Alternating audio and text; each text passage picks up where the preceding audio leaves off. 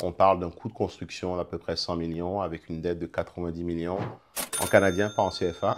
Et après, l'appétit au risque et aussi le confort avec la dette est quelque chose qui a fait toute la différence. Pour moi, l'immobilier au Canada, c'est une licence légale pour imprimer des billets.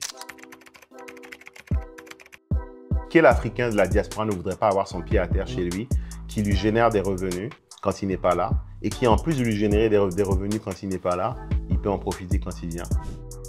Il n'y a rien de mieux pour créer la confiance de quelqu'un que de l'aider à faire de l'argent.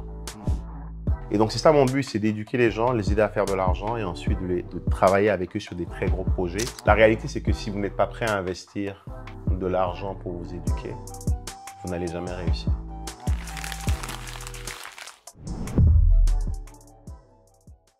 Du coup, pour toi, qu'est-ce qui te motive? C'est l'argent? C'est le... More money? Pas du tout l'argent, mais vraiment du tout pas. J'ai la chance Tu d'avoir... continues d'avoir faim. J'ai extrêmement faim.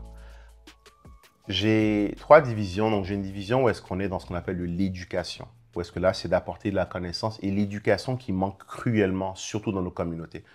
95% de ma clientèle sont des gens issus de l'immigration, qui viennent d'Afrique ou bien qui viennent de la France, des Blancs, des Noirs, mais beaucoup de gens qui me ressemblent à travers mon parcours, issus de l'Afrique, passés par la France ou venus directement au Canada.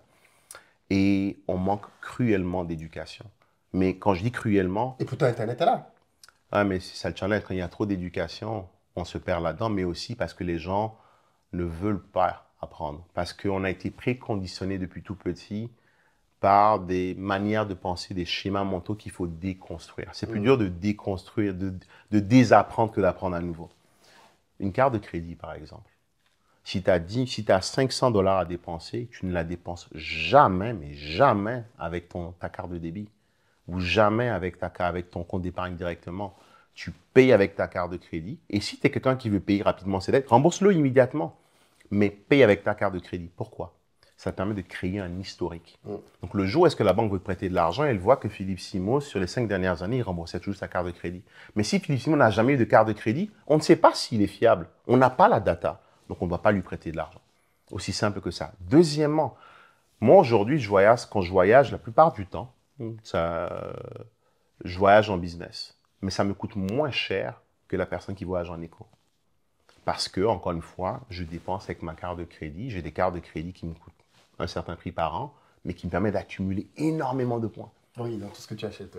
Du coup, surtout avec des gens comme nous, entrepreneurs du web, on a beaucoup de dépenses. Du coup, ça va me coûter des miles, par exemple, et le billet d'avion va me coûter moins cher que la personne qui voyage en éco. Mais tu vois comment est-ce que la bonne information change ton expérience. On parle de faire de l'argent, mais on parle aussi de la manière de vivre. On parle du type de vacances que tu peux offrir à tes enfants parce que tu as une façon différente de comprendre l'information et de l'utiliser à bon escient.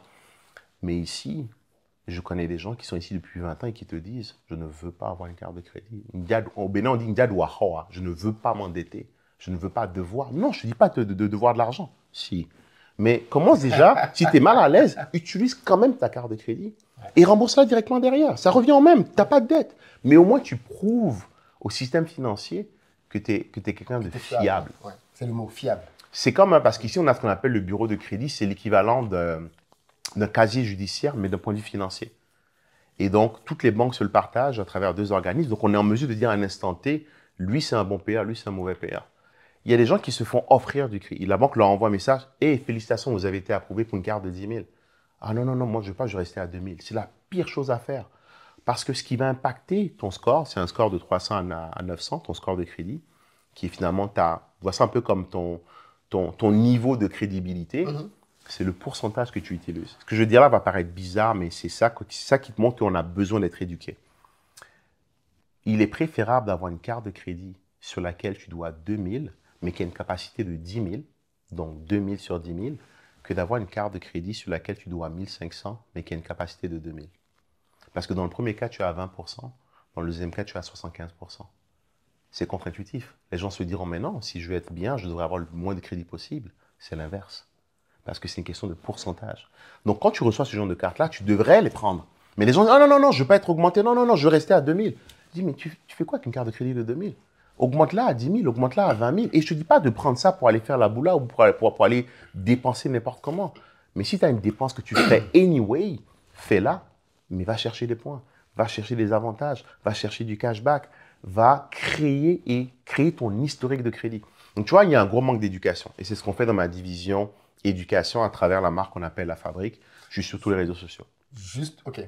Je vais insister sur ce point avant que tu ne passes au prochain point. Parce qu'on a une très forte communauté de diasporéens et d'Africains qui nous suivent. Donc forcément, ce thème-ci, ce point sur la dette, c'est un gros point. On a eu d'ailleurs un gros débat à Back to Africa à Paris cette année sur le financement. Et il y a deux choses. Il y a le côté de la religion, c'est-à-dire ceux qui sont musulmans et qui disent que la riba, c'est interdit, il ne faut pas prendre de crédit. Ok, ça, on ne discute pas, c'est une croyance. Je respecte. Okay. Mais l'autre côté, c'est là où il y a, je pense, la majorité des personnes, et même je pense que certains se cachent derrière la religion, mais en fait, ce n'est pas vraiment la religion, c'est une éducation qu'on a eue qui a fait que, et c'est drôle que tu dis ça parce que toi, tu as grandi au Bénin, moi j'ai grandi au Cameroun, d'autres ont grandi en Côte d'Ivoire, mais il y a cette constante-là qui fait que les Africains ont peur du crédit. On a tellement peur du crédit que quand j'ai voulu faire mon premier emprunt en France, pareil, on va revenir peut-être dessus, mais c'était pour acheter un immeuble de rapport. Moi, je n'ai pas acheté de résidence principale. Au début, j'ai acheté un immeuble de rapport. Et le jour de la signature, j'ai créé un mensonge, je ne pouvais pas le dire. Parce que j'ai pris conscience que, mais attends, c'est ce que je disais tout à l'heure. Mais je vais m'endetter de 200 et quelques mille. Mais si je ne rembourse pas, ils vont, tu vois, j'ai dû reporter 2-3 fois. Un jour, la notaire m'a dit, monsieur, on va annuler, hein. Et j'ai pris conscience que c'était une vraie peur. C'est-à-dire, qui n'est pas justifiée. Enfin, c'est de l'ignorance, complètement. Mais qui te paralyse. Qui te paralyse. Et je ne sais pas comment tu réponds aux gens qui ont ça, parce que je t'entends là-dessus. Mais je crois ça vient beaucoup du fait qu'on a grandi dans des familles, dans des maisons dans lesquelles on a entendu nos parents se vanter et de dire « je ne dois rien à personne ». Je ne dois rien à personne. C'était le même cas peut-être chez... Oui, on a une phrase où est-ce qu'on dit « Madoahoro Medeo ne doit rien à personne ». Donc, ce que je dis dans mes webinaires, je veux dire par exemple, quel est le pays le plus puissant au monde? Les États-Unis. D'accord. Et le plus endetté d'ailleurs. Quel est le pays le plus endetté au monde? De très loin, les États-Unis. Quel est le pays ou quel est le continent le plus pauvre financièrement au monde? Afrique. Quel est le continent dans lequel il est plus difficile d'avoir du crédit? Afrique. Tu fais la corrélation?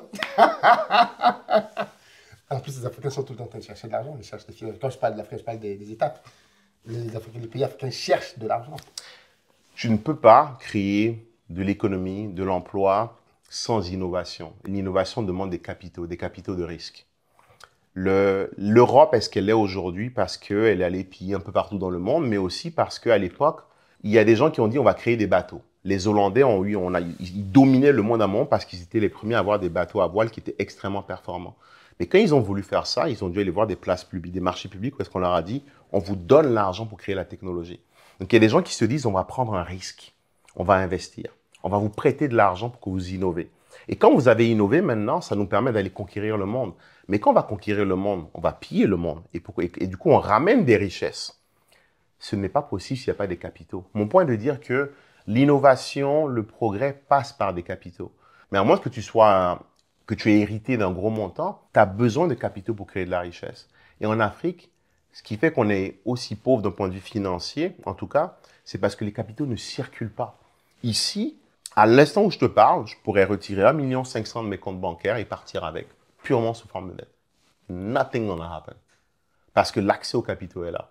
J'ai des clients qui arrivent à aller chercher des montants astronomiques à travers certains de nos programmes parce que justement, ils ont le profil que la banque veut. Au passage, la banque fait de l'argent en prêtant de l'argent. Oui, donc, c'est son métier. L'exemple que j'aime souvent prendre, c'est, et vous m'excuserez mesdames qui suivez cette émission, c'est la femme qui est dans sa 25 ans, qui sort de chez elle un samedi soir bien habillée, qui va dans un restaurant ou dans un bar. Elle recherche le futur père de ses enfants. Elle veut rencontrer le futur père de ses enfants. Mais ce n'est pas parce que tu l'amènes au restaurant le même soir qu'elle va tout te donner. Il faut que tu lui prouves que tu es la bonne personne, que tu lui envoies les bons signaux. C'est la même chose avec la banque. La banque veut que tu lui démontres que tu es quelqu'un de solide à travers ton historique de crédit. La banque veut que tu lui démontres que tu as un peu d'épargne. Donc, ça veut dire que tous les mois, tu dépenses moins que ce que tu gagnes. Donc, tu es un bon client. Tu te constitues La banque veut voir que tu as peut-être déjà des actifs. Est-ce que tu as un bâtiment? Donc, tu vois que finalement, plus tu es en mesure de montrer à la banque que tu es quelqu'un de solide, plus elle veut te donner de l'argent. Parce que la banque, son métier, c'est de gérer du risque. Mais c'est aussi de gérer des capitaux. Si elle ne donne pas des capitaux, elle ne fait pas d'argent. Quelqu'un aujourd'hui qui laisse un 10 000 sur son compte en banque, la banque lui donne 0,00%, prend ce 10 000 et va le prêter à quelqu'un d'autre derrière à 19%. C'est ça une banque à la base. Donc, pourquoi je vais faire ça et pas plutôt moi en profiter et prendre ce 10 000-là pour l'investir? C'est ça la philosophie. Donc, on a besoin de s'affranchir de ces façons de penser. Ça passe par l'éducation. Le challenge qu'on a en Afrique, c'est que tu constateras que c'est le continent dans lequel on a le moins de personnes éduquées, dans lequel les gens pensent que ceux qui apportent de la formation sont des scammers. Le nombre de fois que je me suis fait insulter sur Internet en disant « vendeur de formation », dire nous on vend des accompagnements, mais disons que c'est de la formation. « Ouais, tu es un vendeur de formation, tu fais de l'argent avec la formation. » Je fais beaucoup plus d'argent avec mes bâtiments, de loin. J'ai expliqué un peu le concept là. Mais c'est quand même bizarre que ce soit que ce soit le continent où est-ce qu'on a le plus d'illettrés financiers, dans lequel ceux qui apportent de la connaissance, de l'éducation financière se font traiter de scammers. Tu trouves pas ça bizarre? Non, mais c'est parce que justement, c'est le malade qui ne sait pas qu'il est malade. Exactement. C'est exactement ça le problème. Donc, le jour où les gens ont commencé à comprendre que... Quand je te dis que je me suis formé, moi, par an, je vais dépenser entre 50 et 100 000 dans de la formation. Aujourd'hui, je peux m'asseoir. J'avais une très grosse réunion la semaine dernière avec un directeur de banque, quelqu'un de très haut placé dans une banque de la place. Je n'avais pas à rougir. J'avais les mêmes connaissances qu'eux. J'ai un parent à moi qui est directeur hypothécaire dans une banque, où est-ce qu'il fait il ne fait rien en dessous de 10 millions. Il ne fait pas de financement en dessous de 10 millions. Mais quand lui et moi, on s'assoit autour d'une table, j'ai le même niveau de connaissance que lui. Mais pourquoi? Parce que lui, il a été éduqué à travers des banques qui lui ont appris ses connaissances. Moi, je les ai appris sur le terrain en payant des formations. Donc, il n'y a pas 10 000 façons de grandir. Soit tu vas chercher de la formation et la bonne formation, et tu t'en sers pour derrière prendre des actions, parce que c'est bien de se former, mais il faut prendre des actions derrière. Ou sinon, tu restes dans ton ignorance et tu ne sais pas ce que tu ne sais pas, et tu te rends compte que 20 ans après, des gens qui sont arrivés après toi possèdent un parc immobilier, et toi, tu es encore en train de regarder et de compter tes centimes. C'est ce qui se passe avec des gens comme toi ici au Canada. C'est-à-dire qu'il y a des gens... j'ai remarqué que, parce que les commentaires sur les formations, je les ai bien évidemment, je comprends totalement ce que tu dis. J'ai remarqué que les gens même qui t'en veulent souvent le plus, ce sont les gens qui étaient là avant toi. Ouais. Tu vois ce que je veux dire? Ouais. Le gars, il est à Montréal depuis 20 ans. Il est peut-être propriétaire de sa maison et il pense qu'il a battu un record. C'est-à-dire que lui, voilà, il peut appeler le pays. Non, j'ai ma maison, j'ai ma maison. Il monte sa voiture. Et toi, tu dis que tu as quoi? Tu as 200, 300, 400. J'ai un client. En fait, je crois que ta vie montre. Pas qu'il a échoué, tu vois, mais qu'il est... Non, je ne vais pas dire qu'il a échoué parce que c'est attaquatoire. Mais je pense que ta vie et tes résultats montrent qu'il n'a pas compris. Et pour ne pas admettre qu'il n'a pas compris, il est dans le déni et il te dénigre en fait. Tu vois ce que je veux dire? Toi et moi, on a eu une conversation il y a très longtemps, quand je commençais ma chaîne YouTube, et tu m'as dit quelque chose. Uriel, tu n'es pas assez piquant ou agressif dans tes titres. Oui. Tu te rappelles? Oui, bien sûr. J'ai constaté quelque chose sur ta chaîne, puis j'ai commencé à l'appliquer aussi. Tu as une belle chaîne YouTube, plus d'1 million d'abonnés maintenant, je pense. Et je fais un petit plug pour ma chaîne YouTube. Bien sûr, c'est quoi le nom? Uriel Bigot. Uriel Bigot, il n'y en a pas 10 000. Uriel Bigot sur YouTube ou il y a Uriel Bigot sur Instagram. Okay. Et j'ai constaté que quand tu fais des titres où tu dis « j'ai tout perdu ». Ah oui, t'as remarqué, hein? nous, on regarde YouTube pour analyser, pour ça. Et boum! Les gens cliquent à une vitesse. Parce qu'ils veulent voir le héros échouer. En fait, il y a deux phases. Il y a la phase où est-ce que tu montes. Et quand tu es en train de monter, tout le monde te supporte. Parce que tu leur donnes de l'espoir en leur montrant que c'est possible de faire ce qu'ils n'ont jamais osé faire. Mais quand tu arrives au sommet, les gens te détestent parce que maintenant, tu leur rappelles ce qu'ils n'ont pas réussi à faire. Souvent, ceux qui me critiquent, c'est les gens ici, effectivement, qui sont ici depuis plus longtemps que moi. J'ai un client à moi, Armel. Pendant que les taux étaient très élevés, j'ai dit à tout le monde, c'est maintenant qu'il faut acheter. Ce qui est contradictoire parce que, les taux sont élevés. L'analogie que j'aime souvent prendre, c'est que ici, tous les 5 ans, tu renégocies ton taux. En France, tu prends un amortissement de 15 ans et ton taux, tu l'as pendant 15 ans. Ici, tu as l'amortissement sur 15 ans, plus 25 ans. Et ton taux, tous les 3 ans ou 5 ans, même 1 an, tu peux le renouveler. Je crois que maintenant, tu peux même faire racheter ton crédit en France aussi. Hein. Exactement. En fait, c'est exactement ça. C'est que tu le fais racheter. Mais c'est juste qu'au bout de 1 an ou 2 ans, on appelle ça le terme, tu as l'obligation d'aller chercher un nouveau crédit. Soit chez la même banque ou ailleurs.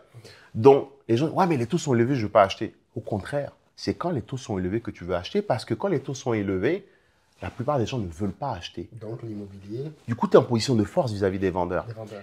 Ouais. L'analogie que je prends souvent, c'est de dire que en anglais, il y a une phrase qu'on dit « You date the rate, you marry the property ».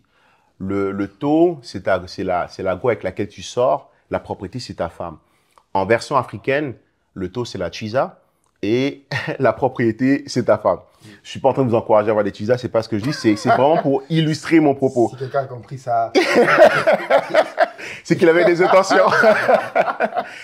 Et donc, quand les taux étaient élevés, j'ai un client à moi, on a acheté un bâtiment à 595 000 dans un secteur où ça se vend à 700 000. J'ai fait un post là-dessus. Je me suis fait insulter par un gars qui dit « Mais c'est impossible toujours. d'acheter un bâtiment à Longueuil à 595 000, un triplex. » Je dis « J'étais au notaire avec Armel. » Tu sais, au début, tu veux répondre, puis tu te dis « Laisse-le dans son ignorance. » Parce qu'il y en a qui sont sceptiques et peu importe ce qu'ils vont voir, ils seront toujours sceptiques parce qu'ils ne veulent pas voir. Parce que voir ce que tu accomplis ou ce que tes clients accomplissent, c'est admettre qu'ils n'ont pas accompli assez. Ouais. Et c'est leur propre miroir. En fait, ce qui leur fait mal, c'est la réflexion que tu les obliges à avoir vis-à-vis du miroir en se regardant eux-mêmes. Qu'ils ne veulent pas avoir. Qu'ils ne veulent pas Et chaque fois avoir. qu'ils te voient, ça leur C'est un rappel. C'est un qu'ils rappel. sont passés à côté de quelque chose. Alors qu'en fait, il n'est jamais tard. C'est une question de mindset. Hein. Il n'est jamais trop tard pour commencer. Toi-même, tu l'as dit, tu es au Canada depuis 2012, c'est en 2000, quoi, avec 2016. le Covid 2020 que tu as accéléré les choses. Donc, Exactement. en réalité, le temps que tu as mis dans l'investissement est plus court que le temps que tu as mis Exactement. à être comme monsieur tout le monde. J'ai mis beaucoup de temps à faire le premier. J'ai mis 4 ans à faire celui-ci. Après, c'était l'année d'après. Après. Puis c'était, on a une année en plein Covid quand personne ne voulait acheter. On a acheté 30 unités. J'ai acheté 30 unités avec mes partenaires dans la ville de Sherbrooke, justement, parce que personne ne voulait acheter. Et là, c'était facile parce que du coup, tu parles aux vendeurs. C'est l'offre et la demande. Tout marché non régulé, c'est l'offre et la demande. Le vendeur a personne en face, il va t'écouter. Le jour où est-ce que les taux sont bas, qu'est-ce qui se passe? Tout le monde revient sur le marché. Et quand tout le monde revient sur le marché, bah, tu as de la compétition. Et les prix augmentent. Histoire vraie. Lundi dernier, un client à moi, on a fait une offre d'achat sur une propriété. Donc, je parlais de la partie éducation où j'amène de la connaissance, j'éduque les gens. Et on leur renseigne aussi comment aller chercher des fonds auprès des banques, comment investir en immobilier. C'est vraiment la marque qu'on appelle La Fabrique. Puis après, j'ai une partie transaction.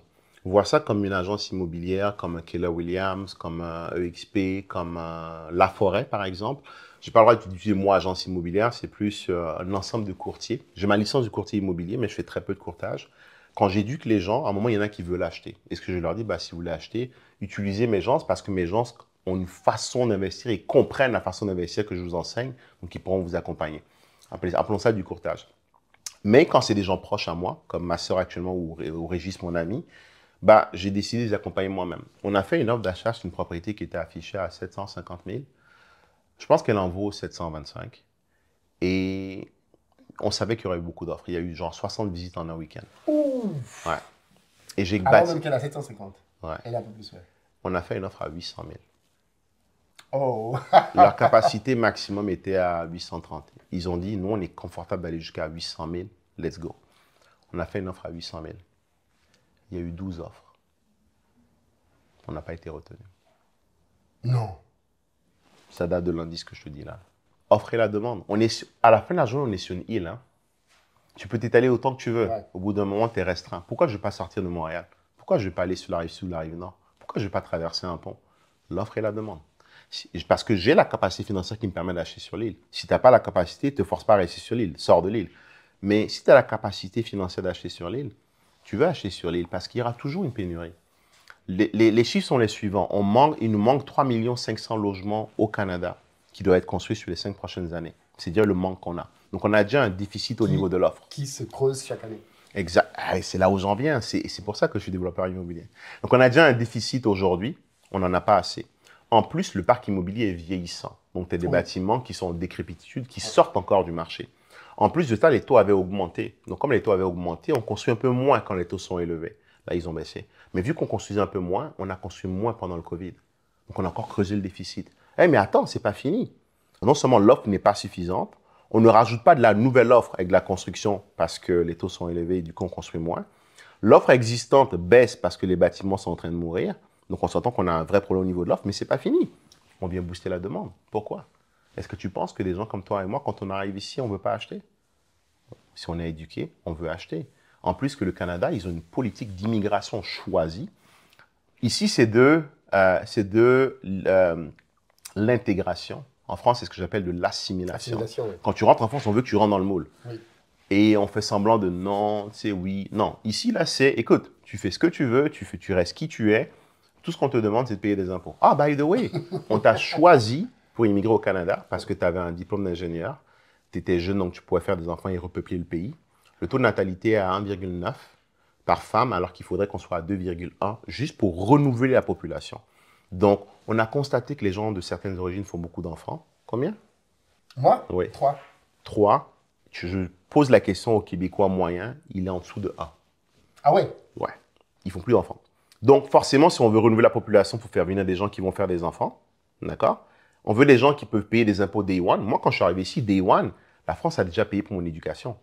Donc, le Canada n'a pas à payer pour mon éducation. Par contre, le Canada va me bénéficier de mes impôts puisque je rentre dans le marché du travail Day One. Donc, c'est de l'immigration réfléchie, choisie et surtout assumée. Et on fait venir un demi-million d'immigrants chaque année dans un marché où est-ce qu'on avait déjà une offre qui était faible. On vient d'augmenter drastiquement la demande. Qu'est-ce que tu penses qui va arriver? Donc, quand moi, je vois les gens qui disent on va attendre avant d'acheter, je dis, gars, c'est une question d'éducation. Si vous avez compris qu'on est dans un pays où est-ce que, historiquement, ça a explosé, dans lequel les facteurs qui soutiennent cette explosion sont toujours là, faible offre et demande forte, le but, c'est de ramasser le plus possible. C'est même pas d'investir, c'est de ramasser le plus possible. Il faut juste avoir la capacité à ramasser et comprendre comment ramasser. Je parlais avec ma belle-sœur hier parce que je suis allé faire une visite d'un bâtiment, le terrain que je veux acheter justement. Et elle me dit, mais Muriel, vous êtes tout le temps en train d'acheter. Oui, on est tout le temps. Je suis tout le temps en mode achat. Tout le temps. Ah, j'achète. Ah, j'achète. Il n'y a pas de, non, non. L'année prochaine, non, c'est trop tard. On est tout le temps en train de regarder. Puis, petite parenthèse, il y a des gens le week-end, ils vont aller au cinéma. Quand nous, on est arrivés ici, le week-end, on allait visiter des propriétés. Quand je te parle de se priver, de pas aller en vacances ou quoi.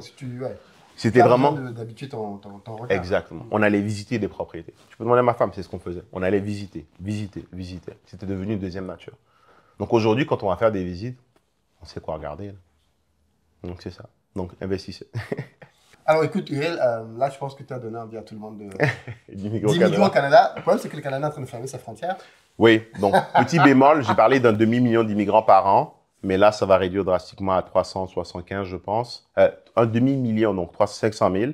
Là, ça va réduire à 375 000, mais encore une fois, Philippe, année électorale au niveau provincial l'année prochaine, année électorale au niveau fédéral bientôt aussi.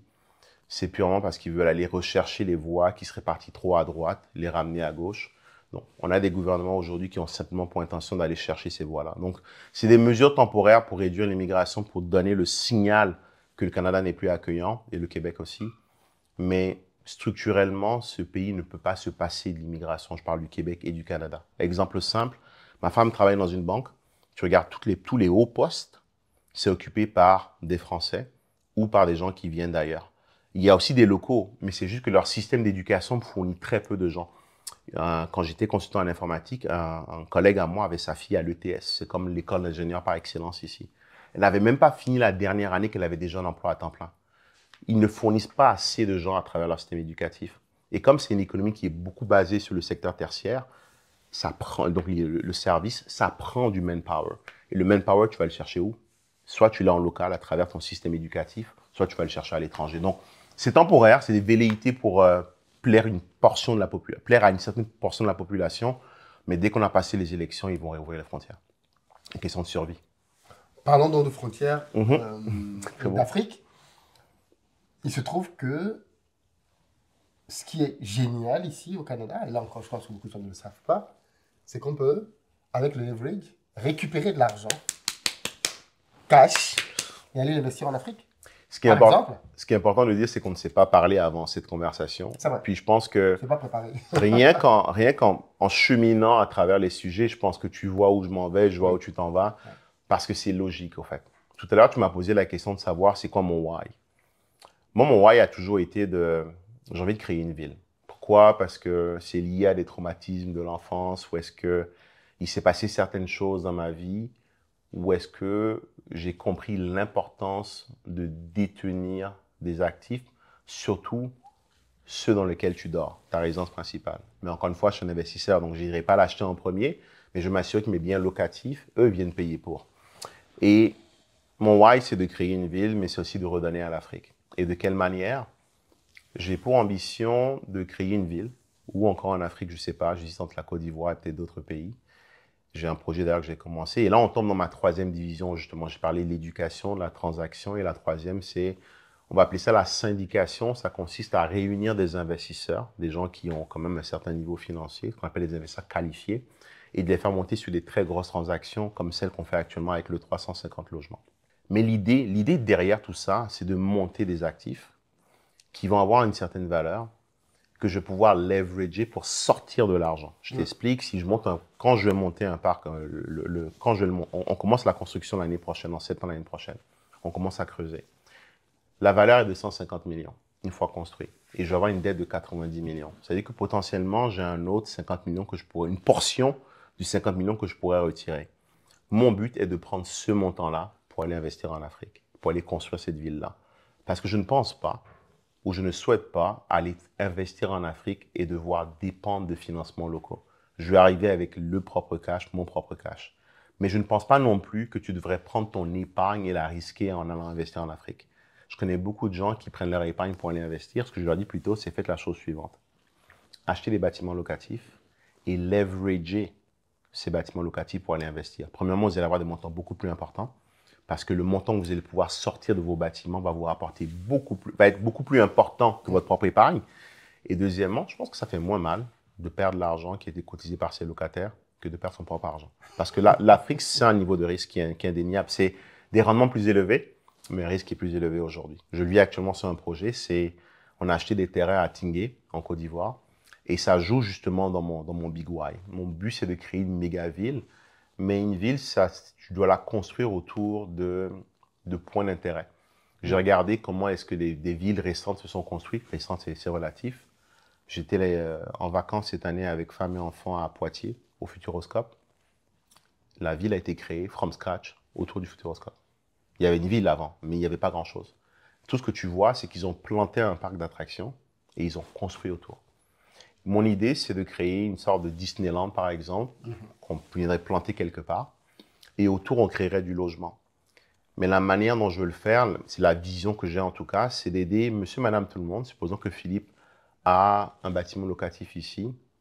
Et je vais l'aider à lever des fonds à travers ce bâtiment locatif, mais aussi auprès des institutions bancaires. Qu'il ait un bien ou pas, c'est sûr que s'il a déjà un bien, ça va l'aider. Mais que tu aies un bien ou pas, je vais t'aider à lever des fonds ici. Supposons que tu vas chercher 200 000, par exemple, ici, sous forme d'une marge de crédit. Une marge de crédit, c'est une sorte de carte de crédit, mais avec des taux plus avantageux et une plus grosse flexibilité. Je vais peut-être d'aller chercher 200 000 ici. 200 000, c'est pas extraordinaire en termes de montant. Si tu as un revenu qui est stable, c'est pas fou, là. Donc, tu vas aller chercher un 200 000, c'est 80 millions. Moi, je vais t'enlever la complexité. Je vais acheter le terrain. Je vais m'arracher les cheveux que je n'ai plus pour aller chercher le titre foncier. Je vais morceler le terrain. Je vais trouver un entrepreneur général, un constructeur de confiance qui va construire. On va signer un contrat de droit canadien ou de droit français ou de droit américain qui fait que si jamais je t'entourloupe, tu sais que tu as un vrai recours. Pas comme en Afrique où tu peux te faire flouer même si tu as tous les papiers. Ouais. Donc, tu es en confiance parce que je suis en train de te donner un contrat ici. Je t'enlève la question du financement parce que je t'aide d'aller chercher des fonds ici.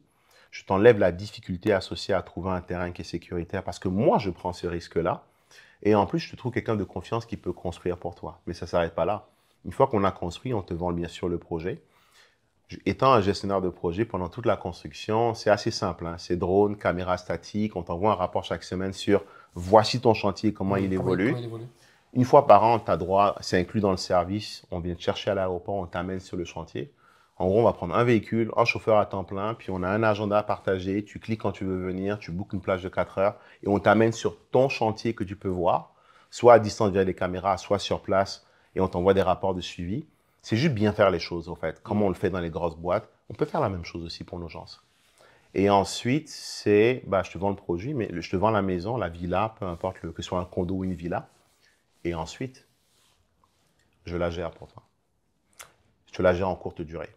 Ce qui veut donc dire que quand tu n'es pas là, tu peux générer du cash avec. Et quand tu es là, tu peux en profiter. Donc, tu as un pied à terre. Quel Africain de la diaspora ne voudrait pas avoir son pied à terre chez lui, qui lui génère des revenus quand il n'est pas là, et qui, en plus de lui générer des revenus quand il n'est pas là, il peut en profiter quand il vient. Et en plus, et on sait, toi et moi, que ça va au-delà de l'argent. Il y a la fierté émotionnelle de dire, j'ai quelque chose chez moi, mais ça va plus loin. Je développe une économie locale. La femme de ménage va être payée. Le gardien va être payé. Donc, on est en train de créer de l'emploi, en fait. Ultimement, ma mission, c'est de rapatrier ces capitaux qui nous ont été pris. De manière intelligente. Bien sûr, je n'aurais volé personne. Je vais créer des actifs ici où est-ce qu'on va avoir des milliers de locataires qui vont... Finalement, les locataires, ce qu'ils font, c'est qu'ils cotisent. Oui, tous les mois. Donc, c'est que ton épargne devient... En fait, leur épargne devient ton épargne. Ultimement, c'est ce que tu fais parce que la dette que tu rembourses à la banque, c'est de l'argent que tu peux aller récupérer. Donc, en gros, ton compte d'épargne est alimenté tous les mois, tous les premiers du mois par tes locataires. La question que tu dois te poser, c'est est-ce que tu veux en avoir 10, 2 ou 0? Une fois que tu as répondu à cette question-là, tous les mois, cette épargne est accumulée. Tu la prends pour aller investir là-bas. Donc, moi, ma mission, c'est de permettre à la communauté ici de s'enrichir à travers l'immobilier. C'est ce que je connais. Il y a plein d'autres choses. Crypto, bourse, moi, je ne m'y connais pas. Je me base sur ce que je connais. Mon expertise est dans l'immobilier. Je pense qu'avec le part que j'ai aujourd'hui, j'ai fait mes preuves.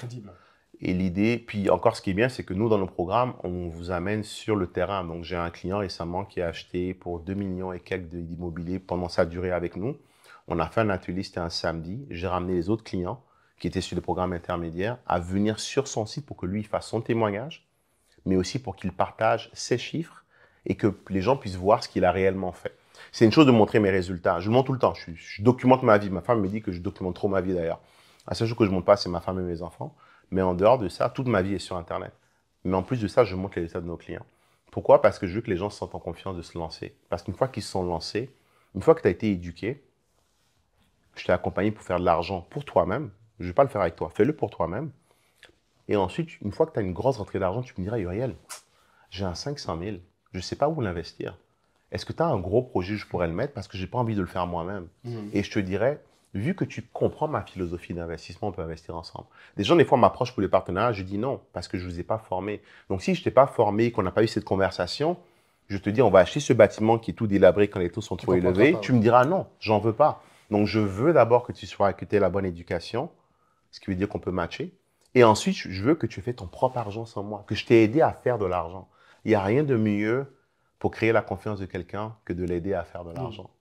Parce que du coup, là, je lui ai montré, j'ai fait avancer ses intérêts. Et donc ensuite, je lui dis, viens investir avec moi, il est moins à risque parce que je l'ai déjà aidé. Et donc, c'est ça mon but, c'est d'éduquer les gens, les aider à faire de l'argent et ensuite de travailler avec eux sur des très gros projets comme ceux dont je parle actuellement en Afrique ou encore comme ce projet que je construis de 350 logements. C'est ça ma mission, c'est ça mon objectif. Et pour moi, c'est beaucoup plus, je prends beaucoup plus de plaisir à voir un bâtiment être érigé et de me dire que ce bâtiment a été construit par dans mon projet dont je te parle, il n'y a que des Africains. De pouvoir dire que dans cette ville-là, cette tour de 14 étages et 17 étages qui va être érigée, a été érigée par un regroupement d'Africains. Elle est là ma fierté. Ça vaut beaucoup plus que de faire 1 million ou 2 millions, d'avoir ça sur mon compte en banque. Parce que l'argent, c'est juste un outil à la fin de la journée. On arrive au terme. Il y a encore beaucoup de choses à dire. Peut-être qu'on fera une deuxième partie quand tu viendras à Abidjan. Mais il y a beaucoup de choses à dire. Qu'est-ce que tu veux dire en conclusion à quelqu'un qui nous a suivis là, qui a été bouleversé, challengé, mais peut-être qu'il y a encore un doute, qui... C'est la réalité, c'est que il y a des gens qui sont naturellement sceptiques et c'est OK. Mais soyez des sceptiques intelligents. C'est-à-dire, tu as le droit d'être sceptique, mais va regarder ce qui se passe. Si je l'ai fait, si des clients à moi l'ont fait, si des gens avant nous, d'autres communautés le font, c'est que c'est possible et qu'il y a un vrai intérêt à le faire. Ce qui est un peu bizarre ici, contrairement à d'autres pays, c'est que tu vas voir un gars marcher dans la rue en sandales et il est multimillionnaire. On est, je veux dire les Canadiens, mais je veux dire les locaux, donc que ce soit des Grecs ou des Italiens qui sont ici. Je connais un Français qui vit ici depuis un petit moment. Il a à peu près 80 unités dans le Plateau, qui est le plus beau quartier pour les Français. Tu le vois dans la rue, il est en sandales. Alors que nous, c'est beaucoup dans tu sais, la grosse Mercedes et tout ça. Et c'est OK de se faire plaisir, mais c'est qu'on est beaucoup dans l'apparence. Ces gens-là, c'est des gens qui n'ont aucune éducation. Je connais une dame, elle n'a absolument genre, aucune éducation académique, excuse-moi. Elle n'a aucune éducation académique. Mais elle s'est fait sur le terrain en prenant des risques, en prenant des risques, en prenant des risques. Mon premier prêt, c'était un risque. Après, je l'ai apprivoisé. Ton premier prêt, c'était la même chose. Donc, c'est OK d'être sceptique, mais allez regarder ce que les gens font, allez chercher des preuves. Puis une fois que vous les avez, c'est une décision qui doit être prise. Et je dis souvent que la transformation est dans la transaction aussi. C'est sûr qu'on peut consommer plein de choses. Puis, je ne fais pas ça pour mes programmes ou les tiens, mais la réalité, c'est que si vous n'êtes pas prêt à investir de l'argent pour vous éduquer, vous n'allez jamais réussir. Et pour moi, investir de l'argent, ça peut être aussi simple que d'acheter un livre. Bien sûr. Moi, je trouve qu'un livre, c'est le hack le plus puissant au monde. Oui, le plus rentable. 15-20 $ pour télécharger. Tu écris un livre demain, quelqu'un a accès à toute ta vie et tes expériences en 4 heures de lecture et ça lui a coûté 20 $. 20 $ pour vivre, t'as quoi, 40 ans pratiquement? Ouais. 40 ans de vie. Like, fais le calcul. Commencez par ça. J'ai commencé par des livres. Après, il y a quelque chose de puissant à être entouré de gens qui veulent faire la même chose que vous et qui sont au même niveau ou un peu plus avancés, un peu plus en arrière. Nous, dans nos programmes, on fait beaucoup de coaching de groupe parce que les gens apprennent énormément entre eux. Moi, ma vision, c'est qu'un jour, que la partie éducation, la fabrique, puisse vivre sans moi, qu'elle aille au-delà de moi. Et que même une fois que je serai plus ici, que les gens puissent continuer à aller avoir un endroit où est-ce qu'ils peuvent aller chercher la formation et l'éducation. Éduquez-vous, parce que si vous avez la connaissance, vous allez avoir de la confiance qui va vous donner le courage de prendre des actions et d'avoir des résultats. Ce serait ça la conclusion. Allez chercher de l'éducation. Si c'est en immobilier, vous avez accès à tous mes médias sociaux, que ce soit sur Instagram, donc Uriel Bigot, ou encore sur YouTube, Uriel Bigot. Mais bon, je trouve que c'est un péché, et je pèse mes mots, de vivre dans ce pays et de ne pas utiliser le système financier à bon escient. Et ceux qui se cachent derrière la Bible, j'ai une image dans la Bible où est-ce que je crois que c'est une veuve et on lui dit, son mari est décédé, on lui dit, va emprunter des jarres et remplis-les d'huile et va les vendre. Right? Ça te dit quelque chose? Va emprunter des jarres. Je ne vois pas où c'est écrit dans la Bible qu'il ne faut pas emprunter de l'argent. Je vais plus loin. C'est écrit dans la Bible, tu sais, l'histoire des talents, les servants à qui on a donné 1 talent, 3 talents et 5 talents. Lequel a été félicité en premier? Celui qui a multiplié le 5 en 10. Ensuite, celui qui a multiplié le 3 en 6. Et celui qui en a pris un, qui l'a enterré, c'est-à-dire ceux qui épargnent aujourd'hui et qui enterrent leur épargne dans leur compte d'épargne. Le maître les a chassés de la maison en disant, vous aurez au moins pu placer et investir cet argent-là. Je crois vraiment à l'abondance financière, surtout pour en étant chrétien, qu'on a ce devoir d'être abondant pour permettre aux gens autour de soi de briller. J'ai mes beaux-parents les beaux-parents de ma belle-sœur qui s'en vont aujourd'hui. Et le père de mon beau-frère m'a dit quelque chose hier qui m'a vraiment touché. Il m'a dit, Uriel, je trouve très beau la manière dont tu élèves les gens autour de toi. On a 2 façons de réussir dans la vie. Soit on le fait en écrasant tout le monde autour de soi pour avoir l'air qu'on est plus élevé, soit on tire les gens autour de soi vers le haut et naturellement, ils vont vous pousser vers le haut. Moi, c'est la deuxième façon que j'ai choisie. Et donc, j'ai fait le choix de prendre des risques pour faciliter la tâche aux autres derrière. Faites la même chose. Vous avez le devoir d'être la lumière qui conduit les gens autour de vous à la bonne destination. On a les moyens de le faire dans ce pays. Ce serait ça mon message. Les amis, j'espère que vous avez été bouleversés, secoués, impactés en tout cas. Moi, j'ai pris beaucoup de plaisir à discuter avec Uriel de business. Je savais déjà qu'il est très pertinent. Il a une chaîne, Uriel Bigot. Allez l'écouter. Il va vous bousculer aussi dans vos croyances limitantes, dans ce qu'il est possible de faire ici ou ailleurs, parce qu'au final, la réussite n'est pas liée à un endroit. C'est vous qui, bien évidemment, réussissez. Il y a des gens au Canada qui n'y parviennent pas, alors que d'autres dans le même Canada font des choses exceptionnelles. Ça, c'est vrai dans à peu près tous les environnements. Tout part déjà de vous-même, de votre volonté de vouloir tout changer pour vous et pour les gens autour de vous. Merci beaucoup, Uriel. Merci à toi, Philippe. Très riche. C'est une vraie masterclass. C'est cet épisode un peu spécial, mais que je voulais mettre en podcast parce que je savais qu'il a le bagage pour délivrer assez de contenu pour rentrer dans la catégorie podcast de nos émissions qui finalement parlent d'argent et d'éducation financière. Donc, merci beaucoup de courage à toi. Merci. La prochaine fois, j'espère qu'on pourra arrêter de voir ton avec projet. Plaisir. Si les constructions ont démarré avec plaisir. Je reviens à Montréal. Je pense que c'est nécessaire de montrer. Ouais, de montrer. Allez. Merci beaucoup, Philippe. Courage. Ciao. Salut tout le monde.